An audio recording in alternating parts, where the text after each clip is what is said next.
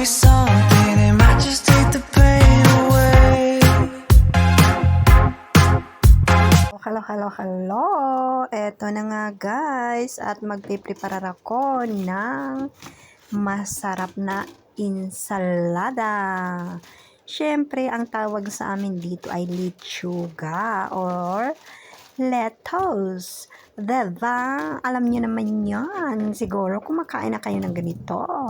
Siyempre, bago yan guys. Sinugasan ko muna yung ibabaw at siyempre, kailangan nating revisarin isa-isa yung dahon para makita natin yung mga bulok-bulok, o diba? Saka nating hiwa-hiwain, okay?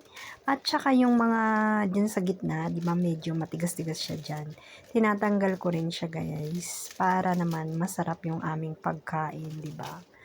At ito ang aming kakainin ngayon, syempre, magsasalad kami kasi super duper mainit dito sa Espanya ngayon, sa Europa. And then, ang ano nito guys, akumpanya na lulutuin namin ay pichuga di pollo, diba? Empanada. Ay ang chicken breast patty, o diba? Kaya naman, ang tawag sa amin, pichuga empanada. Yun guys. Alam niyo naman mga lingwahe, marami. Kaya pagpasensya niyo na. Diba? Kasi a beses ang titulo ng aking mga pagkain na niluluto ay a beses Espanyol. Pero okay lang yun guys. Wala namang problema. Naiintindihan niyo naman siguro. Diba? Kahit papaano. O diba?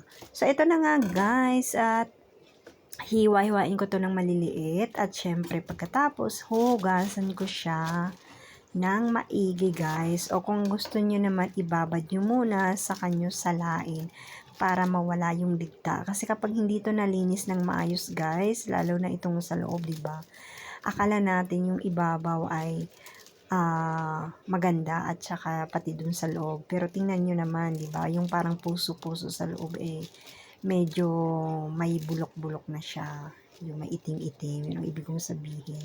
So ito ang aming pagkain na napakasarap at ipapakita ko sa inyo guys kung anong mga ingredientes na ilalagay ko dito.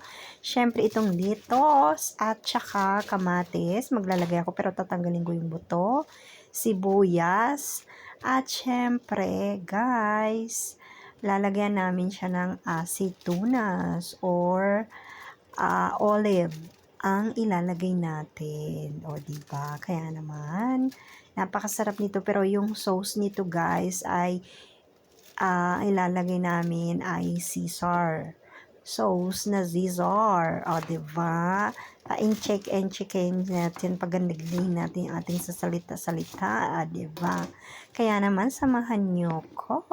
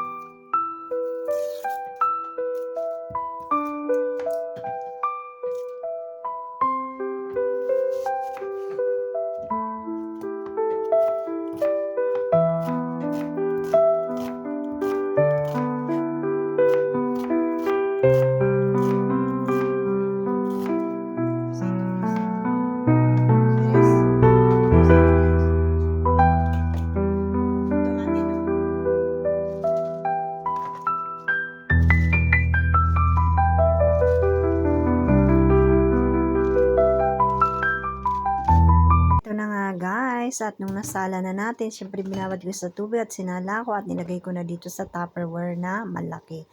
At yung hiniwa-hiwa kong sibuyas ay nilagay ko na rin dyan. At pagkatapos, etong kamatis na to, bago ko hiniwa, guys, ay hinugasan ko muna. At saka medyo may bulok-bulok na yung ibabaw niya.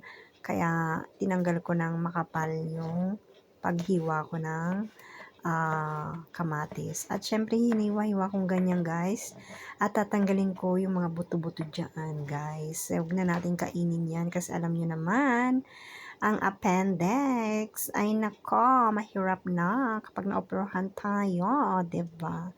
Kasi kapag binuksan ang inyong appendix ay makikita diyan yung mga buto-buto ng kamatis at hindi kasi yan natutunaw.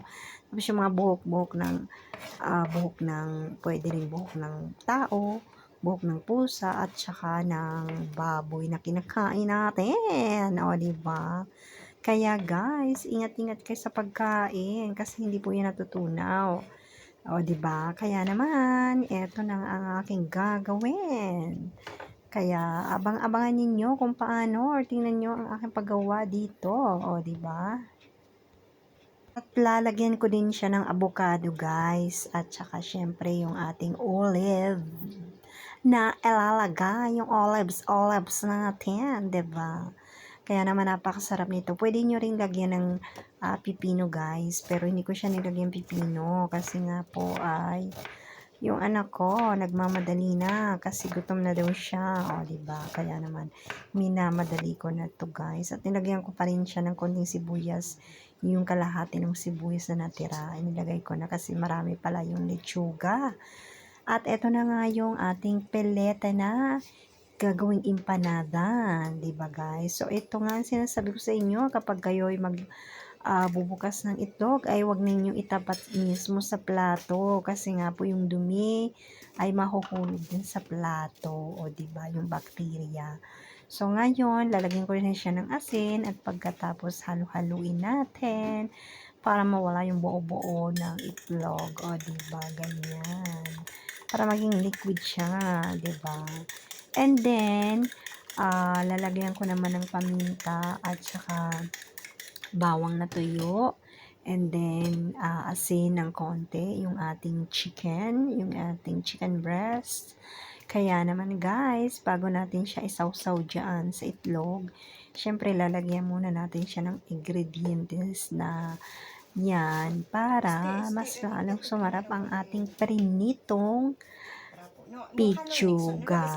O, diba? Kaya naman, syempre halu-haluin natin ng maayos, ng maigi, diba? Para talagang sumuot yung kanyang mga ingredientes. At ito na nga guys, at ilalagay ko na siya lahat dito para maligo siya dyan. Charot, maligo. Para syempre malagyan natin ng itlog lahat. Yan, dyan. Ano, haluin natin. Pagkatapos, syempre, yung ating panradyaw or kaya breadcrumbs na ating babalutin. Kumbaga, yun ang pang-coat natin. 'Di ba? Para naman masarap ang ating chicken. Pero ang pagprito guys, wag nyong i-toasted kasi ang pichuga kapag na-toasted na siya, ay hindi na po siya masarap, hindi na malinamnam, okay? Kaya yan, naglagay din ako sa plato ng ating panlayaw at dito natin siya isasawsaw bago natin prituhin para naman napakasarap ng ating pagkain. So guys, kaya ako sa inyo kapag kakain kayo, kailangan kainin natin yung ating gusto at saka yung masarap at masustansya, 'di ba? Kasi yung ano ko kailangan niya talaga ang protina kaya gusto niya laging karne sa mga panahon ngayon, o 'di ba? At saka syempre ako din naman may time ngayon, kaya gusto ko rin ako ang nag-prepare ng aming pagkain, 'di ba guys? Kaya alam niyo na mga mommy, pwede niyo pong gawin 'to at syempre pwede niyong kainin, napaka-healthy at saka napakasarap pa, 'di ba? So, eto na nga guys, at kapag natapos natin na ma-coat ko siya dyan sa ating panrayaw or breadcrumbs ay syempre magpainit na ako ng kawali. Yan na nga. At syempre yung ating mantika.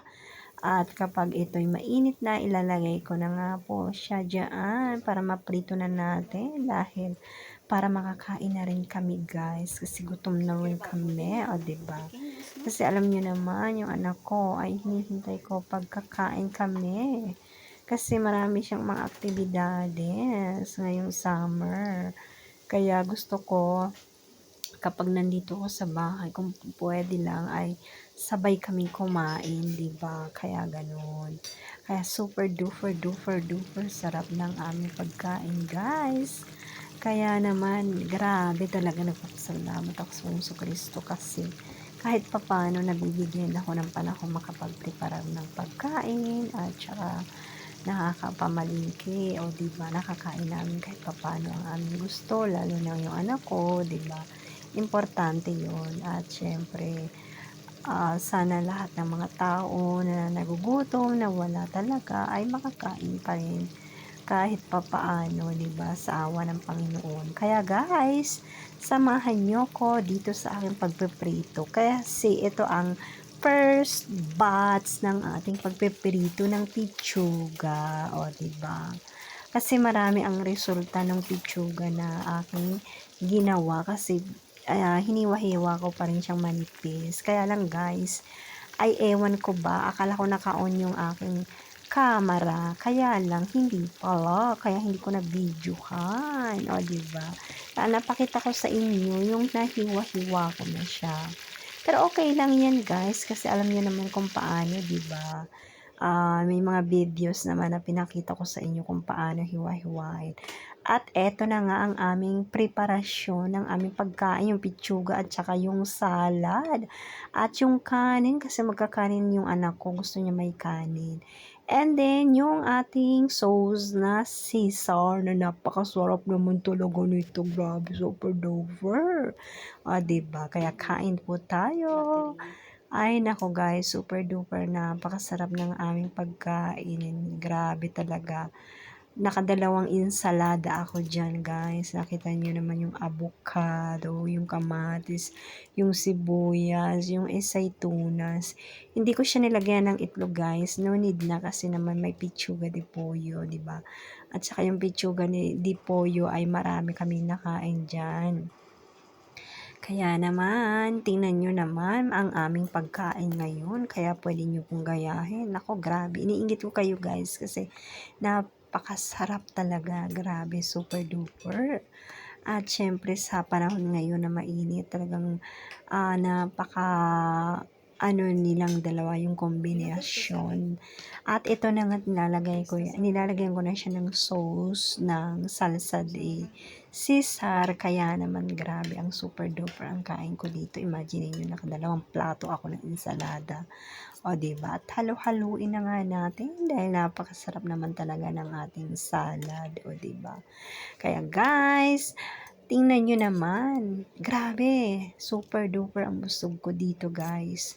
So, ako nga pala magpapasalamat sa inyo sa mga yakap at pagmamahal ninyo at pag-subscribe sa aking video. At syempre, ipopromote ko na rin po ang aking Facebook account, ang Gigi Boysing, at saka yung isa ay Gigi Jade Boysing po. Kaya naman, please support me naman and ring the bell para ma-notify kayo sa mga bago kong videos. O, diba? Kaya naman, syempre, nagpapasalamat ako sa inyo sa pagyakap at pagmamahal ninyo. Pagpalain po tayo ng mahal na Panginoong Jesucristo sa lamandako tayo ng mundo. At syempre, lagi magdasal dahil alam niyo na at kung may problema man tayong pinagdaraanan ay huwag tayong mawalan ng pag-asa dahil pagsubok lang yan. At saka kailangan na lang natin ang yung solusyon na lang ang pinakamas maganda kaysa mamroblema pa tayo, mag-isip pa tayo ng kung ano-ano. Ang importante, ang ligtas tayo sa pang-araw-araw, 'di ba? Yung ating kalusugan kasama ng mga mahal natin sa buhay. So guys, super duper kain po tayo. Nako, grabe talagang nakain ko dito. Nakita niyo naman yung olive. Diba? Napakasarap ang asaytunas. Asaytunas ang tawag namin dyan, guys. At yung tomate, napakasarap naman talaga, matamis-tamis. O, diba? At yung avocadong yan. Grabing sarap, guys. Sinasabi ko sa inyo. So, hanggang dito na lang po ang aking video at ingat po kayo hanggang sa muli. At syempre, ingat-ingat. God bless po sa ating lahat. At lagi ko ang sinasabi kapag lalabas ng bahay, dalhin nyo pa rin si Mr. at si Miss Pasensya para buhay ay laging masaya. At syempre, grabing sarap ito guys. Gayahin nyo na dahil nako, grabe talaga. Grabe, super duper. Parang kumain kayo sa Michelin. 5 estrellas na hotel. O, diba?